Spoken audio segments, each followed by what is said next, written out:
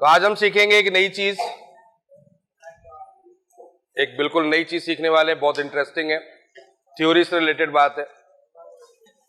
आज हम ये समझेंगे कि हम इस चैप्टर को पढ़ क्यों रहे, ठीक है, इस चैप्टर को पढ़ने का कारण क्या है और क्या इस चैप्टर के अंदर हम लोग चीजों को डिस्कस कर रहे हैं। देखिए, जैसा कि बताया कि रिएक्शंस के बारे में हमने बात की थी इस चैप्टर में।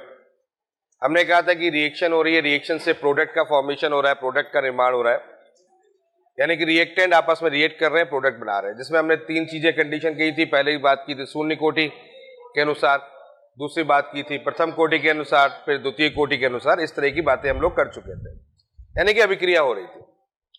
अब मुद्दा यहां पर दूसरा आता है। मुद्दा यह आता है कि एक जनरल सी बात बताएं। जनरल सी बात यह है कि हमारे पास में मान लेते हैं एक पात्र है और इस पात्र के अंदर हमने ए और बी दोनों को डाल दिया, मतलब एक यौगिक था और एक बी यौगिक था, दोनों को डाल दिया, ठीक है, दोनों को डाल दिया और हम कहते हैं कि ए बी का निर्माण हो जाएगा, ठीक है। मान ली मैंने बात की ए बी का निर्माण हो जाएगा, लेकिन क्या ये हमेशा होगा? क्या ये जरूरी है कि जब दो घटकों को या दो अभिकारकों को मिलाया जाए तो उत्पाद का निर्माण हो जाए? क्या ये जरूरी है? तो अगर ऐसा हो जाए तो हम किसी को किसी के साथ मिला लें और किसी को किसी के साथ मिला लें तो उत्पाद बन जाए, यानी प्रोडक्ट बन जाए। लेकिन हम देखते हैं कि कुछ जगह पर रिएक्शन होती है, कुछ जगह पर रिएक्शन नहीं होती है। समझ में आ गया? दूसरी एक और बात भी यहां पर समझने वाली बात है कि हमने ए और बी को डाला, ए बी का फॉर्मेशन मान लेते हो गया, तो क्या पूरा का पूरा ए बी बन जाएगा, यानी ए खत्म हो जाएगा, बी खत्म हो जाएगा? हम पढ़ते जरूर है, देखो पढ़ना एक अलग चीज होगी कि हाँ ये हमने एक कंडीशन बना ली कि ऐसे पढ़ना है, ऐसे पढ़ना है, ऐसे पढ़ना है। लेकिन प्रैक्टिकली अगर बात की जाए कि ए को बी में डाला, ए बी बन गया, तो क्या पूरा ए बी बन जाएगा? अब वहां ए नहीं होगा, ए का नामो निशान खत्म हो गया, क्या बी का नामो निशान खत्म हो गया? तो इन सारे क्वेश्चनों का जवाब यहां से मिलेगा। चलो, इन क्वेश्चनों का जवाब देने से पहले एक छोटा सा क्वेश्चन आपसे पूछते हैं। मान लेते हैं, माना भगवान ना करे कि आपके साथ ऐसा हो, आप बीमार हो गए, माना, है ना, माना मैंने पहले बोल दिया। ये तुम कहोगे सर बद्दुआ दे रहे हो आप मुझे, तो बद्दुआ नहीं दे रहा भाई, ठीक है।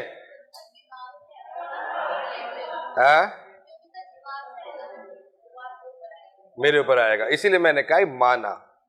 तो माना, लेट सपोज अब आप बीमार हो गए।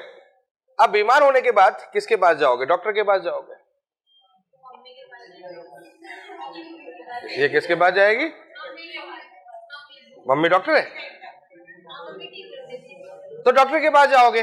अब एक बात समझना, मैं कह रहा हूं कि आप बीमार है और आपको अच्छा होना है, यानी कि बीमारी आपकी खत्म करनी है, अच्छा होना है, तो उसके लिए आपके पास में क्या क्या चीजें होनी चाहिए? मतलब कब ऐसा होगा कि आप जो है वो अच्छे हो जाए?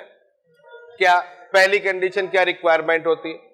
सबसे पहली रिक्वायरमेंट है कि अच्छा डॉक्टर आया ना।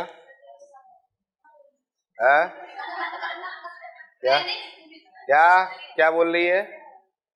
जैसे तुम नहीं हो, पूरा शब्द बोला करो, ये आधे में कंफ्यूजन मत रखा करो। जैसे हम डॉट डॉट डॉट डॉट कर दिया अब तुमने, नहीं है, ठीक है। हाँ, पहला एक अच्छा डॉक्टर होना चाहिए।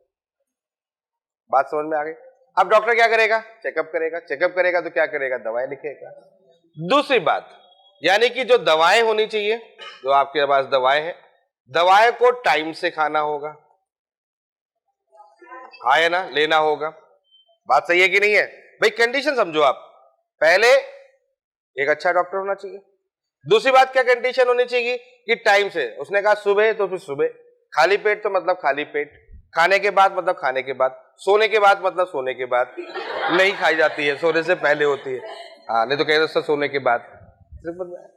टाइम से होना चाहिए। और तीसरा इंपॉर्टेंट पॉइंट ये है, ये दो बातें कंपलसरी है भाई, अगर ये दो बातें होंगी तभी तो आप सही तरीके जाओगे।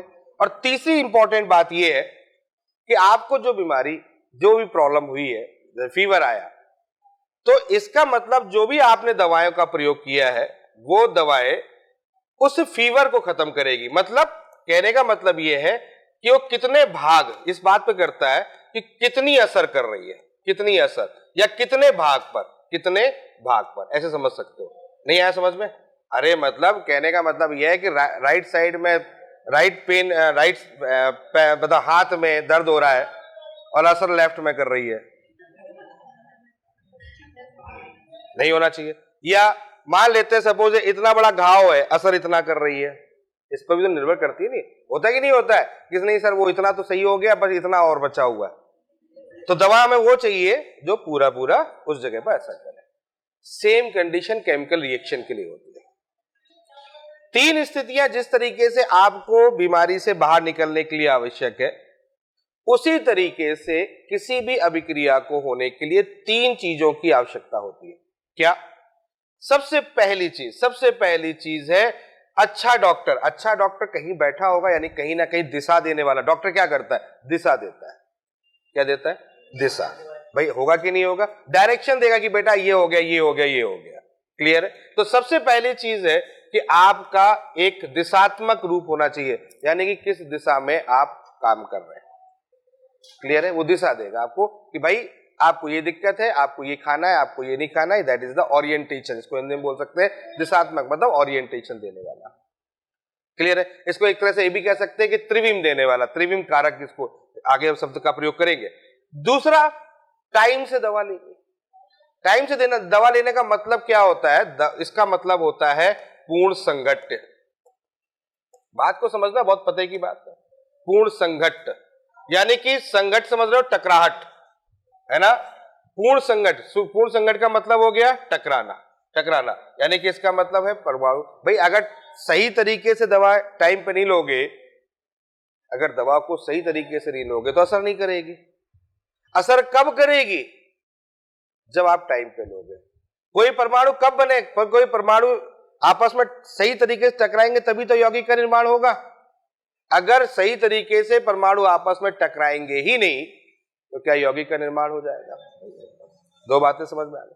और तीसरी सबसे बड़ी बात है कितनी असर या कितना भाग, मतलब कितने अणु क्रिया कर रहे हैं, कितने अणु इन दोनों को फॉलो कर रहे हैं, कितने अणु अभिक्रिया करेंगे, कितना भाग अभिक्रिया करेगा, ये चीजें हमें यहां पर सीखनी है।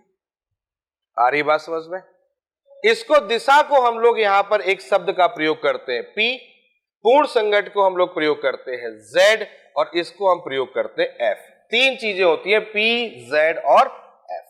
अब तीनों चीजों के बारे में यहां समझ लेते हैं। तीन चीजें होती हैं, पहला होता है P, दूसरा होता है Z और तीसरा होता है F। ठीक है, P, Z, F। जहां पर हम P को क्या बोलते हैं, वर्ड को समझिएगा, इसको बोलते हैं त्रिविम कारक। त्रिविम कारक मतलब, त्रिविम कारक का मतलब है यह शब्द आ जाएगा दिशात्मक। दिशात्मक मतलब किस दिशा में वो चीज हो रही है, दिशात्मक रूप में होना चाहिए। चलो इसी के बारे में बात कर लेते हैं। सबसे पहले दिशात्मक का मतलब क्या हो गया, इसको समझने के लिए हम SN2 रिएक्शन का सहारा ले रहे हैं। SN2 रिएक्शन याद आ रही होगी, पढ़ा होगा आपने 12th में। SN2 रिएक्शंस में क्या होता है, हम ये देखते हैं कि हमारे पास में ये अभिकारक है और यहां हमारे पास में X है, और ये हमारा न्यूक्लियोफाइल यहां पर हमारे पास में ये अभिक्रिया करता है। हमें अच्छी तरीके से जानते हैं कि जब भी हम न्यूक्लियोफाइल की अभिक्रिया इसके साथ इस पर अभिक्रिया करते हैं, अटैक करते हैं, तो ये न्यूक्लियोफाइल सामने वाली दिशा से इसके सामने नहीं जाता, क्योंकि इसके और इसके बीच में त्रिविम बाधा होती है, और त्रिविम बाधा होने के कारण से ये न्यूक्लियोफाइल इस X को यहां से हटा नहीं पाता, सब्स्टिट्यूट नहीं कर पाता। यानी कि इसको रिएक्शन को होने के लिए, इस रिएक्शन को होने के लिए न्यूक्लियोफाइल को इसके विपरीत दिशा से अटैक करना पड़ेगा। यानी किसी भी अभिक्रिया, यानी यही अभिक्रिया ले लो, किसी भी क्या यही अभिक्रिया ले लो, अगर मैं कहता हूं कि एक बर्तन में हमने ये लिया और उसी बर्तन में हमने कोई न्यूक्लियोफाइल डाल दिया, तो तभी हो पाएगा जब न्यूक्लियोफाइल उसके विपरीत दिशा से उस पर अटैक करेगा। अगर वो सामने से अटैक कर रहा है या कहीं से भी तुम कह दो फ्री हो गया, कहीं से भी अटैक कर दिया, कहीं से भी उसके साथ जुड़ने की कोशिश कर रहा है, तो फिर प्रोडक्ट का फॉर्मेशन नहीं होगा। अब समझ में आया कि नहीं आया? तो यहां पर जो P है वो P क्या साबित करता है? P ये बताता है कि अगर कहीं पर अभिकारक अभिक्रिया अपन कर रहे हैं जो अभिकारक अभिक्रिया कर रहे हैं उनकी एक दिशात्मक रूप होना चाहिए, और उस दिशात्मक के जो दिशात्मक रूप है उसके फलन, उसके फंक्शन को कौन रिप्रेजेंट करता है? P रिप्रेजेंट करता है, यानी कि P जो टर्म है वो उसके दिशात्मक को प्रदर्शित करता है। ये बात समझ में आ गई है? अरे ये चीज क्लियर हो गई है, यहां तक बात समझ में आ रही है। नंबर 1 पॉइंट क्लियर हो गया, दिमाग में बात बैठ गई है क्या? अच्छा डॉक्टर, अच्छा डॉक्टर मतलब दिशा, यानी कि हमें दिशा देने वाला सही होना चाहिए। इसको हम लोग क्या बोल सकते हैं? त्रिविम कारक। इसी को हम लोग क्या बोलते थे? ओरिएंटेशन फैक्टर, इंग्लिश में बोलते हैं ओरिएंटेशन फैक्टर। हम कहते हैं ना ओरिएंटेशन है, तो ओरिएंटेशन होता है क्या? एक आदमी होता है, बाकी सब सुन रहे होते हैं, तो क्या करता है? वो डायरेक्शन ही देता है, होता है कि नहीं होता है? तो वो सबसे पहले चीज है। चलो नंबर 2 पॉइंट क्या है? नंबर 2 है Z। Z क्या शो करता है? Z शो करता है पूर्ण संघट्ट, संघट्ट, collision, perfect collision, perfect collision, perfect collision. अब इस शब्द का मतलब क्या होता है? इस शब्द का मतलब क्या है? परफेक्ट कॉलिजन का मतलब क्या है? देखिए अब ऐसे समझिए कि मान लेता हूं A B आपस में C और D के साथ अभिक्रिया करें। बहुत आराम समझिएगा, एक एक चीज को समझा रहा हूं मैं। फील आना चाहिए कि हम अगर कोई चीज पढ़ रहे हैं तो आई कहां से और क्यों पढ़ रहे हैं और क्या रीजन, क्योंकि थ्योरेटिकल नीट में थ्योरी क्वेश्चन ज्यादा बन जाता है इस टॉपिक से। लोग क्या करते हैं? इसका न्यूमेरिकल पढ़ते रहते हैं, न्यूमेरिकल से क्वेश्चन कम आ जाता है तो चोट हो जाती है। ठीक है, समझो इस बात को। ए बी सी डी के साथ अभिक्रिया कर रहा है और मान लेता हूं ए डी एक साथ हो गया और बी एक साथ हो गया, तो हमने बना लिया प्रोडक्ट, बना लिया A D plus B C, बना लिया। ठीक है भाई, कोई बात नहीं। चलो अब इसको देखो, इसको देखो। मान लेता हूं ये हमारा ए है, ठीक है, ये हमारा ए है, और उसी तरीके से हमने मान लिया ये हमारा सी। ठीक है, अब इसी में हमने क्या कर दिया? ये हमने एक मान लिया, ये हमने एक मान लिया। अब देखो मैं यहां पर क्या बना रहा हूं, ये मैं लिख रहा हूं ए, ये लिख रहा हूं बी, ये लिख रहा हूं सी, ये लिख रहा हूं डी। अब देखो ये एक दूसरे की तरफ आ रहे हैं, ऐसे आ रहे हैं, क्लियर है? ऐसे आ रहे हैं, एक दूसरे की तरफ आ रहे हैं, और किस चीज के लिए आ रहे हैं? संघट करने के लिए आ रहे हैं। जब तक संघट नहीं होगा, अरे भाई जब दोनों परमाणु आपस में जब तक टकराएंगे नहीं तब तक नए परमाणु का, नए यौगिक का निर्माण नहीं होगा। तो टकराहट तो होनी चाहिए, टकराहट तो होगी। ठीक है, तो ए सी से टकरा गया, बी डी से टकरा गया, ए सी से टकरा गया, बी डी से टकरा गया, तो उत्पाद बन गया ए सी बी डी। क्या है यहां पर? नहीं है। क्या है? ए डी बी सी है। इसका मतलब ये गलत हो गया, यानी कि क्या ये पूर्ण संघट्ट है? क्या ये परफेक्ट कॉलिजन है? नहीं है। परफेक्ट कॉलिजन का मतलब जिसका जिसके साथ में प्रोडक्ट बनाना है, यानी कि जो जिसके साथ में सही तरीके से संगठन करेगा तभी तो प्रोडक्ट का फॉर्मेशन होगा, तो ये नहीं है। दूसरा सोच लेते, कुछ और सोच लेते, ऐसा भी हो सकता है, ऐसा भी हो सकता है, ऐसा भी तो कॉलिजन हो सकता है। ए बी हो गया, सी और डी हो गया। अब मैं कहूं बताओ इनमें ये कॉलिजन ऐसे हो रहा था, तो क्या ये परफेक्ट कॉलिजन है? नहीं है। अगर आप देखो तो बी और सी बन रहा है, डी अलग निकल जा रहा है, ए अलग निकल जा रहा है, तो ये भी परफेक्ट कॉलिजन नहीं है। अब समझ में आ गया? आप इसको टकरा दो, चाहे ऐसे टकरा दो, चाहे ऐसे टकरा दो, चाहे जैसे टकरा दो, प्रोडक्ट तभी बनेगा जब कॉलिजन परफेक्ट होगा। तब तक प्रोडक्ट नहीं बनेगा तब तक जब तक कॉलिजन परफेक्ट नहीं होगा। तो अगर हम परफेक्ट बनाने की कोशिश करें तो परफेक्ट हमारा कैसे बनेगा? ये हमने ए बना लिया, मान लेता हूं ये हमने बी बना लिया, ये हमने बना लिया, यहां हमने बना लिया, ए यहां हो गया, डी यहां हो गया, आप समझ में आ रहा होगा, और बी यहां हो गया, सी यहां हो गया। ये दोनों आपस में एक दूसरे को कोलाइड करें, ये दोनों कोलाइड करें, तो ये हो जाएगा हमारे पास में परफेक्ट कॉलिजन। अर्थ समझ में आया कि नहीं आया? क्लियर हो गया? तो इसका मतलब सेकेंड जो टर्म है वो कौन प्रदर्शित कर रहा है? Z, यानी किसी भी रिएक्शन होने के लिए Z की जरूरत भी पड़ेगी। तो दो चीजों की जरूरत पड़ गई, पहली हमें दिशा, डायरेक्शन, ओरिएंटेशन, कौन सा? P। दूसरा कौन सी जरूरत पड़ गई? Z। हो गया, दो चीजें हो गई। अब तीसरी बात पर बात करते, तीसरा कौन सा पॉइंट है? F। F क्या है भाई? ये तो मैंने एक चीज बताई कि हाँ भाई दिशा होनी चाहिए, दूसरी बात हमने परफेक्ट कॉलिजन, तीसरी बात कितने मॉलिक्यूल ये अट्रैक्ट, कितने मॉलिक्यूल पहली और दूसरी कंडीशन को फॉलो कर रहे हैं, ये भी तो इंपॉर्टेंट है। मैंने क्या बोला कि हमने ए को बी में डाला और मान लेता हूं ए बी बनाया, तो क्या पूरे के पूरे ए बी बन जाएंगे? क्या पूरे के पूरे ए और बी खत्म होकर ए बी का निर्माण कर देंगे? नहीं, ऐसा नहीं होगा। ऐसा नहीं होगा, ऐसा बिल्कुल नहीं होगा। ए अगर बी के साथ में हो रहा है तो कंप्लीटली ए बी कन्वर्ट नहीं होगा। अगर हम इसको बात करें प्रैक्टिकली, थियोरेटिकली तो कह सकते हैं कि हाँ भैया ये पूरा पूरा खत्म हो गया, लेकिन प्रैक्टिकली अगर बात करेंगे तो हम देखेंगे कि उसके अंदर कुछ ए बी बने हुए हैं, कुछ ए बचे हैं, कुछ बी बचे हुए हैं। कुछ ए कुछ बी बचे होने का मतलब क्या होता है कि इनके बीच में, ए और बी के बीच में परफेक्ट कॉलिजन नहीं है। समझ में आ गया? जिनके जिनके बीच में कॉलिजन हो गया वो ए बी बना देंगे, यानी जिनके बीच में पहली कंडीशन और दूसरी कंडीशन फॉलो हो गई वो प्रोडक्ट बना लेंगे। जिनके बीच में पहली कंडीशन दूसरी कंडीशन फॉलो नहीं हुई या दोनों में से कोई एक कंडीशन फॉलो नहीं हुई वो प्रोडक्ट नहीं बनाएंगे, वो एज इट इज पड़े रहेंगे। तो यहां पर एफ का मतलब क्या होता है? एफ का मतलब होता है नंबर ऑफ मॉलिक्यूल, या हम हिंदी में बात सकते हैं वह अणुओं की संख्या, वह अणुओं की संख्या जो कि पूर्ण संघट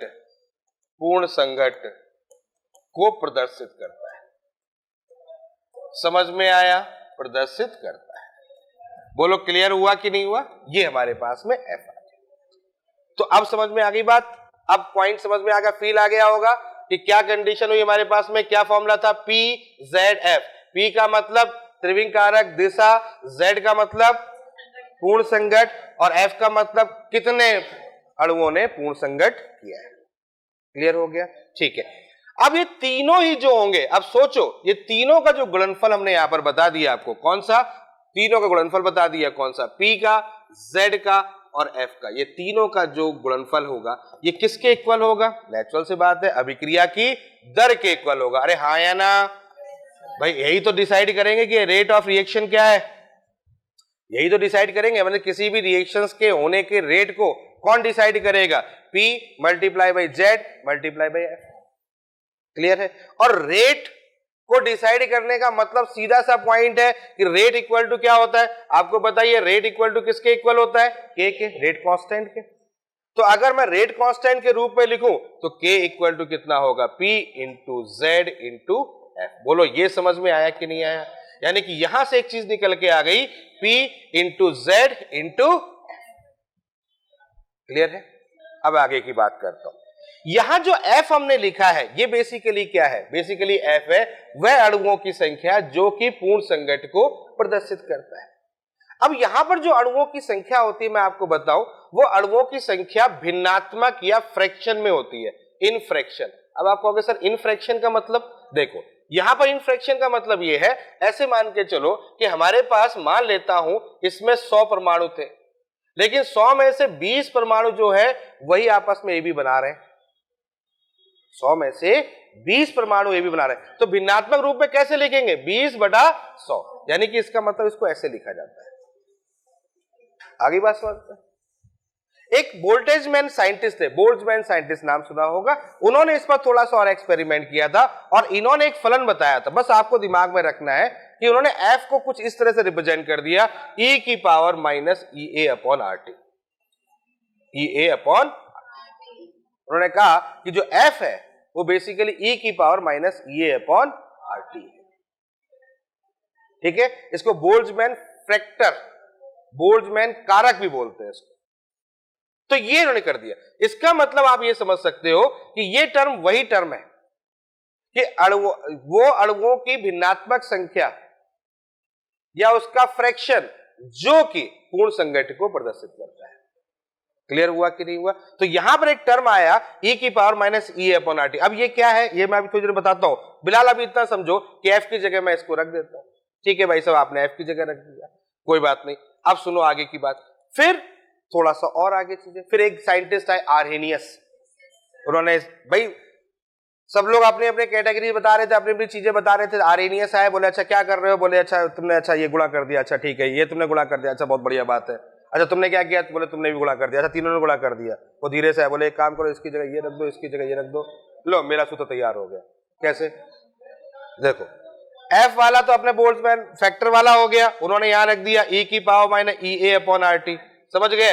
इन्होंने कहा यार पी जेड थोड़ा सा अच्छा लग रहा है, उन्होंने कहा एक काम करो, इसका दोनों का मल्टीप्लाई ए कर दो। तो ये फॉर्मूला पढ़ा है ना आपने? आ गया ना समझ में? किसने खुरापात कर दी थी? ये काम कुछ और कर रहा था कोई। दिमाग कहीं और चल रहा था। आर्हेनियस भाई साहब आए, उन्होंने कहा अच्छा तुमने ये बना लिया, जैसे होता नहीं, तुमने देखा होगा घर में, जैसे कि फूफा जी होते शादी ब्याह में, क्या बना रहे हो, दाल बना रहे हैं, अच्छा एक काम को थोड़ा सा नमक इसमें और बढ़ा दो, अच्छा ही लग रहा है थोड़ा सा, है कि नहीं, पता नहीं नमक बढ़ रहा है, उसे पहले से पड़ा हुआ है, दूसरे आते हैं नहीं नहीं यार ये थोड़ा सा अच्छा ही लग रहा है, इसको थोड़ा सा ऐसे कर दो, होता नहीं ज्ञान देने वाले, तो वो आर्हेनियस भाई साहब थे। उन्होंने कहा अच्छा तुमने पी बना लिया, बोले हाँ, तुमने जेड बना लिया, बोले हाँ, तुमने एफ बना लिया, बोले हाँ, बोले एक काम करो एफ को ये लिख दो और पी इंटू जेड को ए लिख दो, और बस धीरे से उन्होंने अपना नाम पब्लिश कर दिया, बोले हम है आर्हेनियस समीकरण, इसको बोलते हैं आर्हेनियस समीकरण। समझ में आ गया,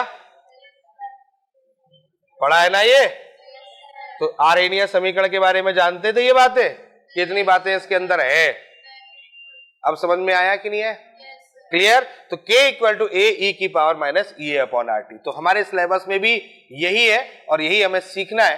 तो हमने सीखा k इक्वल टू ए ई की पावर माइनस ई ए अपॉन आर टी, ये हमारा मेन जो समीकरण था वो समीकरण यहां से निकल के आ गया। बात खत्म नहीं हुई है, बात तो अब शुरू हुई है यहां से, अभी तक तो केवल प्रस्तावना चल रही थी। क्या है इसमें, ये क्या क्या चीजों को प्रदर्शित कर रहा है, देखो पहला k क्या होता है, दर स्थिरांक, बहुत इंटरेस्टिंग टॉपिक है बेटा, ये ध्यान रखना, क्वेश्चन बनता है। k क्या है, दर स्थिरांक, ठीक है। a को बोलते हैं पूर्व चर घातांकी गुणांक, pre exponential factor, pre exponential factor, नाम सुन लो, पूर्व चर घातांकी गुणांक। और ए बराबर क्या होता है, ए नियतांक नहीं है, p और z का गुणनफल है, मतलब इसका भी अपने आप में एक मान है, क्लियर है। इसको कहीं कहीं पर इसको बोलते हैं फ्रीक्वेंसी फैक्टर, फ्रीक्वेंसी फैक्टर, आवर्ती, आवर्ती गुणांक, अरे वह है यार वो, अब क्या बताए, ले भाई, आवर्ती गुणांक, अब सही है, सही लिखे हैं, लो भैया लो, आवर्ती गुणांक आ गया, क्लियर, इसको ये बोला जाता है, ठीक है। ई चरघातांकी, ई ए, एक और नई चीज आ गई यहां पर, ई ए, बहुत बढ़िया बहुत बढ़िया, क्या बोलते हैं इसको, संक्रियण ऊर्जा। कहानी इसकी भी अभी आने वाली है कि कहां से आया ये, कैसे आया और क्या मतलब है, फिलहाल ये होता है संक्रियण ऊर्जा, क्लियर। उसके बाद आर क्या होता है, आर होता है गैस नियतांक, गैस नियतांक, आर का मान हो गया गैस नियतांक, और गैस नियतांक का मान ध्यान रखना, या तो 8.314 जूल होगा या फिर 2 कैलोरी होगा, ये समझ में आ गया। और टी आ जाता है परमताप, बहुत बढ़िया, ये आ गया परमताप, परमताप का मतलब केल्विन है। आ गई कहानी, समझ में आ रही बात, क्लियर हो गया। चलो अब एक बात इसके बारे में और, अब यहां पर एक चीज समझ में आ गई है जिसको बोलते हैं संक्रियण। अब जरा एक चीज यहां पर हमें मिल गई है जिसको बोलते हैं संक्रियण ऊर्जा, तो जरा इसके बारे में एक दो बातें करते हैं, फिर आगे की बात करते हैं। पॉइंट उठता है क्या होता है संक्रियण ऊर्जा। देखो तुम्हारी अगर बात करें तो तुम इस समय दबे कुचले प्राणी हो, है कि नहीं है, फिर तुम कोचिंग ज्वाइन करते हो, फिर तुम्हें क्या किया जाता है, एक्टिवेट किया जाता है, यही तो होता है कि नहीं होता है? कोचिंग का काम क्या होता है, एक्टिवेट करना है, समझ में आ रहा है। तुम उस लायक नहीं थे लेकिन उस लायक पहुंचाया जा रहा है, वो अलग बात है, कुछ लोग अभी वहीं पड़े हुए हैं, वो अलग बात है। हम निपट जाए लेकिन वो नहीं उठेंगे, सामने वाला सुसाइड कर ले लेकिन वो नहीं उठेंगे, उन्होंने कसम खा रखी है, सर समझा के तो दिखाओ हमें, हम आता ही नहीं है हमको, पर सर आप दिखा दो भाई साहब मान जाए, यही तो होता ही नहीं होता है कि आदमी टीचर जो है बेचारा पढ़ा पढ़ा के थक जा रहा है, फॉर्मूला बता बता के थक जा रहा है, अगले दिन नंबर उतने ही आ रहे हैं, है कि नहीं, वही चीज यहां भी है। तो इसको कुछ ऐसे समझ लो कि मान लेते हैं आप नीट का एग्जाम अभी देने जा रहे हो, और मान लेते हैं आपके 200 मार्क्स अभी आ रहे हैं, ठीक है। और हम मानते हैं कि 600 नंबर अगर आ जाए तो आपको एमबीबीएस की सीट मिल जाएगी। तो आपकी कैपेबिलिटी कितने की है? 200 की। और अगर आपको एमबीबीएस की सीट पकड़नी है तो कितने चाहिए आपको? 600। तो डिफरेंस कितने का हो गया? 400। तो 400 कौन दे रहा है? टीचर दे रहा है, कोचिंग दे रहा है। आगे बात समझ में? यानी कि उसने आपको एक्टिवेट किया। क्लियर है? अगर 599 आ गए तो फिर कोई मतलब नहीं है भाई। 599 अगर आ गए तो कोई मतलब नहीं है। अगर 600 पे एमबीबीएस सीट मिल रही है तो 599 कोई मतलब नहीं है। हाँ या ना? नहीं है ना? क्लियर है? समझ में आ रही बात? तो इसका मतलब यह हुआ कि आपको 600 पहुंचने के लिए 400 नंबर और चाहिए, और 400 नंबर अगर आपके पास आ जाएंगे तो आप 600 हो जाओ। तो कितने की आवश्यकता हो रही है, यह इंपॉर्टेंट है। किसी भी रिएक्शंस को होने के लिए उसका एक एनर्जी बैरियर होता है। क्या कहा मैंने? किसी भी रिएक्शंस को होने के लिए उसका एनर्जी बैरियर होता है। मैं मान लेता हूं सपोजेड किसी भी रिएक्शंस को होने के लिए उसकी एनर्जी बैरियर 600 है उसका एनर्जी बैरियर। आपके पास जो रिएक्टेंट है उसकी एनर्जी कितनी है? 200 है। तो इसका मतलब रिएक्शन तो नहीं होने से रही। तो आपको क्या करना पड़ेगा? 400 हमें एनर्जी बाहर से प्रोवाइड करनी पड़ेगी। हाँ या ना? एक्टिवेट करने के लिए, सक्रिय करने के लिए हमें ऊर्जा देनी पड़ेगी, और जितनी ऊर्जा आप सक्रिय देने के लिए लोगे वही उसकी संक्रियण ऊर्जा होती है। समझ में आ गया? क्लियर हुआ कि नहीं हुआ? इसका मतलब क्या हुआ? किसी अभिकारक को अभिक्रिया करवाने के लिए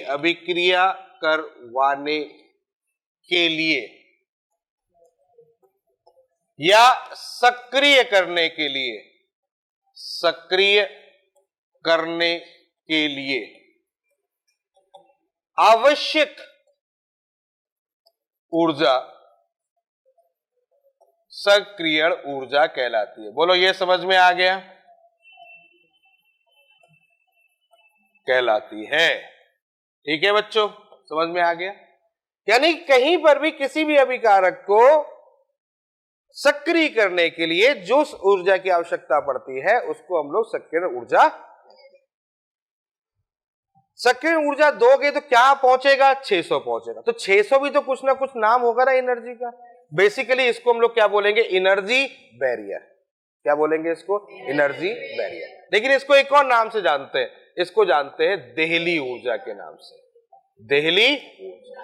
समझ में आ गई बात? नाम सुना है? नाम सुना है ना? हाँ भाई साहब, यही होती है देहली ऊर्जा। मतलब देहली ऊर्जा, देहली ऊर्जा का मतलब क्या होता है? वही एनर्जी बैरियर। मतलब देहली ऊर्जा का मतलब क्या हो गया? 600 मार्क्स। 600 मार्क्स का मतलब क्या हो गया? वो एनर्जी बैरियर। यानी कि किसी भी अभिक्रिया को होने के लिए, शॉर्ट में लिख दे रहा हूं, अभिक्रिया को होने के लिए उपयुक्त ऊर्जा या प्रयुक्त ऊर्जा या आवश्यक ऊर्जा, कुछ भी बोल सकते हो, वो कौन सी हो जाएगी? देहली ऊर्जा। अब एक बात मुझे बताओ, यानी कि देहली ऊर्जा कितनी हो गई? 600। 400 आपने दे दी तो बची कितनी? 200। ये 200 कौन सी होगी? अभिकारक की ऊर्जा होगी। तो अगर मैं कहूं कि 600 बराबर कितना होगा? 400 प्लस 200, मतलब कुल ऊष्मा कितनी हो गई? 600। 400 सक्रियण हो गई, 200 अभिकारक की हो गई। तो देहली ऊर्जा का अगर मैं सूत्र बनाऊं तो क्या हो जाएगा? बताना मुझे। देहली ऊर्जा बराबर क्या हो जाएगा? सक्रियण ऊर्जा। बोलो, सही लिख रहा हूं मैं, है ना? यहां क्या लिखूंगा? सक्रिय ऊर्जा प्लस अभिकारक की ऊर्जा। अभिकारक की ऊर्जा। आ गई बात समझ में? तो अगर मैं आपसे कहूं कि भाई साहब मुझे बता दो सक्रिय ऊर्जा क्या होगी, सक्रिय ऊर्जा क्या होगी, तो आप कहोगे सक्रिय ऊर्जा दोनों का ऋणात्मक हो जाएगा। यानी कि इसको इधर ले आओ तो क्या हो जाएगा? यहां पर ये हो जाएगा देहली ऊर्जा। इंग्लिश में बोलते हैं इसको थ्रेशोल्ड एनर्जी। ठीक है, यहां लिख दे रहा हूं मैं, थ्रेशोल्ड एनर्जी। ठीक है, तो यहां पर हो गया देहली ऊर्जा माइनस अभिकारक की ऊर्जा। बोलो बच्चों, समझ में आ गया? कॉन्सेप्ट समझ में आ रहा है? क्लियर हो रहा है? तो ये है हमारे पास में सेकेंड ऊर्जा, इसको हमने एक्टिवेशन एनर्जी बोला, यानी कि activation energy is equal to threshold energy. इसको एक्टिवेशन एनर्जी बोलते हैं, इसको हम लोग क्या बोलते हैं, थ्रेशोल्ड एनर्जी, और ये बोलते हैं एनर्जी ऑफ द रिएक्टर। यहां तक समझ में आ गया? तो इसका मतलब यहां पर ये हुआ कि ये जो EA यहां लिखा जा रहा है बच्चों, ये क्या है, ये वही है। ये जो EA यहां पर लिखा जा रहा है, इसको हमने क्या बोला, that is the activation energy, मतलब वो एनर्जी किसी भी रिएक्शंस को होने के लिए। यहां तक समझ में आ गया? अरे क्लियर हो गया कॉन्सेप्ट? कोई डाउट यहां तक, कोई परेशानी? दिमाग में बात बैठ रही है ना? कोई छूट तो नहीं रही दिमाग में बात? चलो ठीक है, आगे चलते हैं। अब यहां पर थोड़ा सा अमेंडमेंट कर देते हैं कि E की power minus EA by RT अब सच में क्या है, मतलब वो तो मैंने कहा कि E की power minus EA by RT का मतलब यानी किसकी जगह लिखा है, F की जगह, और F क्या प्रदर्शित कर रहा है, अणुओं का वो अंश जो कि पूर्ण संगठित कर रहा है। ये तो मैंने बोला F का मतलब क्या हुआ, अणुओं का वो अंश जो कि पूर्ण संगठित कर रहा है। यहां पर हम वही चीज लिखते हैं, अणुओं का वह अंश, यहीं पर मैं लिख रहा हूं, अणुओं का वह अंश जो कि पूर्ण संगठित तो कर रहा है, लेकिन इसमें एक लाइन और जोड़ दे रहा हूं, अंश जिसकी ऊर्जा EA के बराबर या अधिक है। एक बात मुझे बताओ बेटा, अगर उतनी नहीं होगी तो ये पूर्ण संगठन करेंगे ही नहीं आया समझ में? अरे भाई सेलेक्ट कौन होगा, जिसके पास 400 होंगे वही तो सेलेक्ट होगा, जिसके पास 400 होंगे, जो 400 लेगा वही तो सिलेक्ट होगा, है ना? 400 से ज्यादा भी लेगा तो भी वो सिलेक्ट ही होगा, 100% यहां नंबर बढ़ जाएगा, यही तो मतलब हुआ कि नहीं हुआ? लेकिन जिसके पास 400 नहीं होंगे वो क्या होगा? ये तो उसकी अपनी है ना, ये तो अपनी है ना, इसमें तो कोई चेंज ही नहीं हो रहा, ये तो उसके अपने मार्क्स है, इसमें तो कम ज्यादा नहीं होगा ना, कम ज्यादा कहां होगा, यहां होगा। तो इसका मतलब सिलेक्शन कौन लेगा, सिलेक्शन वो लेगा जिसके मार्क्स में 400 वृद्धि होगी। तो अणुओं का वह अंश जिसकी ऊर्जा EA के बराबर या फिर अधिक है, तो ये पूरा जो रूप है वो क्या कहलाता है, E की power minus EA by RT। ये पूरा जो फलन है वो ये दिखाता है। समझ में आ गया? इतना काफी चीजें समझ में आ गई हो मेरे हिसाब से। चलो इतना नोट करो, फिर आगे की कहानी करते हैं।